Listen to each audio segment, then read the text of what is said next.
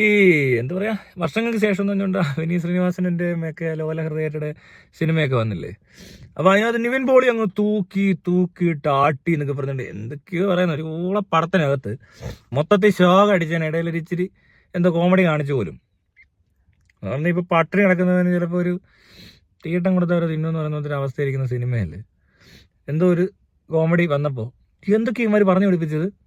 ഞാൻ ഈ പടം കണ്ടിട്ടില്ല, വിഷമുണ്ടല്ലോ. കണ്ടവരെല്ലാം ഇതിന് ഇങ്ങനെ പറയുമോ, ഇത് ഇവൻ്റെയൊക്കെ സിനിമ കാണാൻ പോയാൽ നമ്മളെ പറഞ്ഞാൽ മതിയല്ലോ. ഇവന്മാർ എന്തിനു ഇത് എടുത്തതെന്ന് അറിയത്തില്ല. മോഹൻലാലിൻ്റെ മോനൊക്കെ ഭയങ്കര ഒരു രക്ഷയില്ലെന്ന്.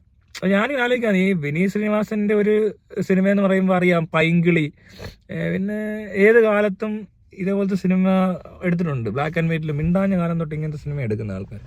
അപ്പോൾ അതേ ടൈപ്പ് സിനിമ ഇത്രയും ടെക്നോളജിയൊക്കെ അഡ്വാൻസ് ആയി കഴിഞ്ഞപ്പോഴും വളരെ കഷ്ടപ്പെട്ട് എന്തോ ഭയങ്കര വലിയ കാര്യം ചെയ്യുന്ന പോലെ ചെയ്യുന്ന ഒരാളാണ് വിനീത് ശ്രീനിവാസൻ. വലിയ അങ്ങനെ സംഭവമൊന്നും ഇല്ലത്.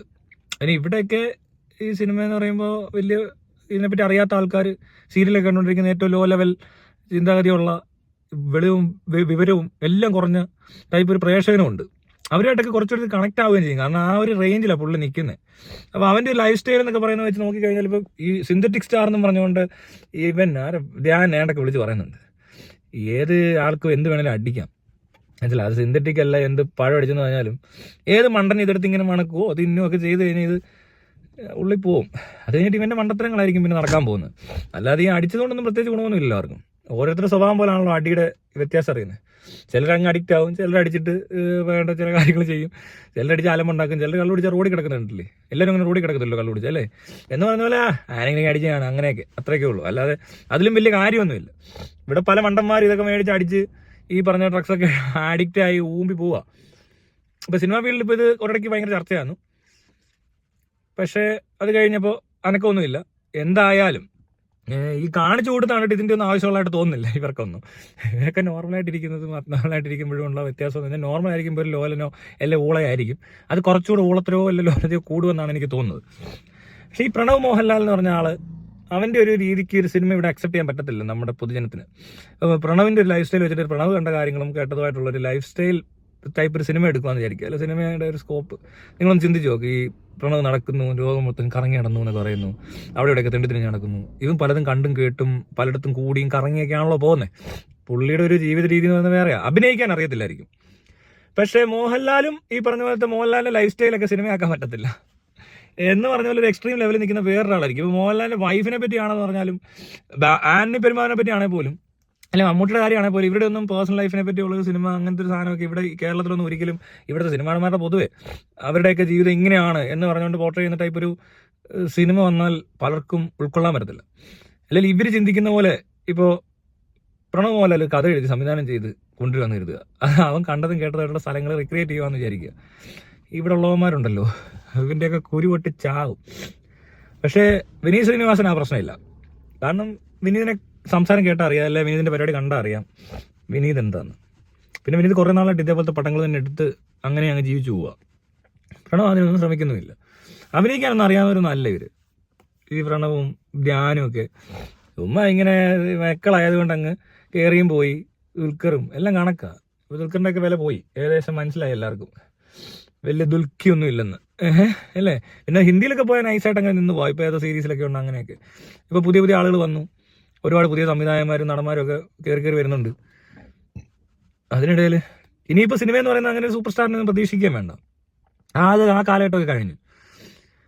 ഇപ്പോൾ ഇവിടെ ഇറങ്ങിയ സിനിമകളിൽ ഏറ്റവും നല്ല ഞാൻ പറഞ്ഞില്ലേ, പ്രമേയം, ആട്ടം, ഈ പറഞ്ഞ ആവേശം, അഞ്ചക്കള്ളക്കോക്കാൻ, ഇതൊക്കെ ഈ നാളിനെ ഞാൻ പറയത്തുള്ളൂ. പ്രേമലുവും എനിക്ക് മഞ്ഞുമൽ ബോയ്സും പിന്നെ ഈ ഇവൻ്റെയൊക്കെ എന്താ ഇങ്ങനത്തെ പടങ്ങളൊന്നും പറ്റത്തില്ല.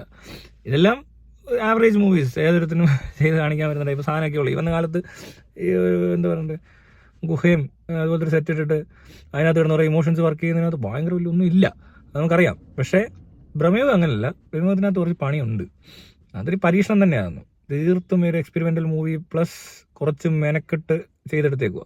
അല്ലെങ്കിൽ അത് ആൾക്കാർക്ക് ഒട്ടും അങ്ങോട്ട് കണക്ട് ആകത്തില്ല. Not my cup of black coffee, not my glass of ബീറം പോട്ടെ സ്മാൾ ലിക്കർ, അങ്ങനെയും പറയാൻ പറ്റത്തില്ല. എന്ത് നോട്ട് മൈ എന്തിലാട്ടെ, not my copy of brandy, എന്തെങ്കിലുമൊക്കെ പറ.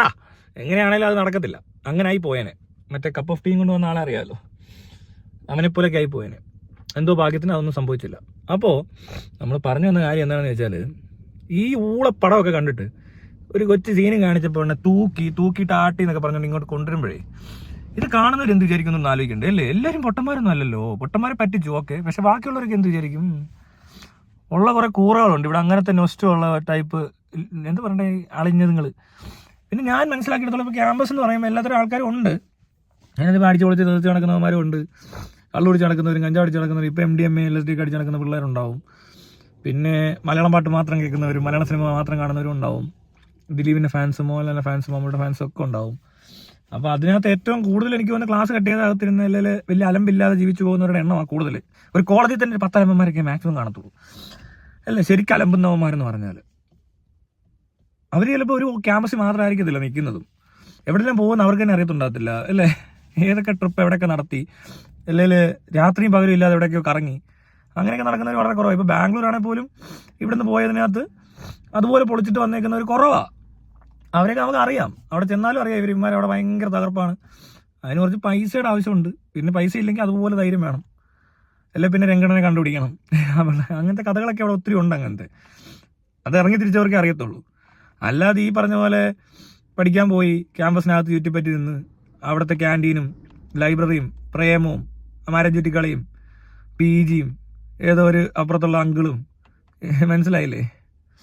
ഇതൊക്കെ കാണുമ്പോൾ മനസ്സിലാവും. അത് പക്ഷേ എല്ലാവർക്കും കൂടുതൽ പേർക്ക് കണക്ട് ആവുന്നുണ്ട് കേട്ടോ, കാരണം കൂടുതലും അങ്ങനെയുള്ളവരാണെന്ന് തോന്നുന്നു ഇവിടെയൊക്കെ. നിവിൻ പോളി തൂക്കി പറയുന്നില്ല, ഇവിടെ എന്തോ തൂക്കിയത്, എന്തോ അവിടെ തൂക്കിയത് എനിക്കറിയത്തില്ല. നിവിൻ പോളിയൊക്കെ തൂക്കൂ, അതിനൊന്നുള്ളതൊന്നും ഇല്ലത് കഴിഞ്ഞ ഏകദേശം. പിന്നെ ഇത് ഇങ്ങനെയൊക്കെ പറഞ്ഞങ്ങ് ആശ്വസിക്കാന്ന് തോന്നുന്നു. ഓൺലൈനിൽ പ്രൊമോഷന് പൈസ മേടിച്ചേക്കുന്ന ടീം ഇരുന്നങ്ങ് വെറുതെ അങ്ങ് പറയുക. പിന്നെ ഇതൊക്കെ കേട്ടിട്ട് വല്ലതും വിശ്വസിച്ചിട്ടുണ്ടെങ്കിൽ പിന്നെ ആശ്വാസം. ശരിക്കും പറഞ്ഞാൽ ഈ ആവേശം എന്ന് പറഞ്ഞ സിനിമയുണ്ടല്ലോ, ഇത് എല്ലാവർക്കും അറിയാം. ഇപ്പം ഇൻഡസ്ട്രിയിലുള്ളവർക്ക് അറിയാം, അല്ലാത്തവർക്കും മനസ്സിലാവുമല്ലോ ഇവർ ആരാ ടീം. ഒരു ടീം വരുന്നുണ്ടല്ലയാ.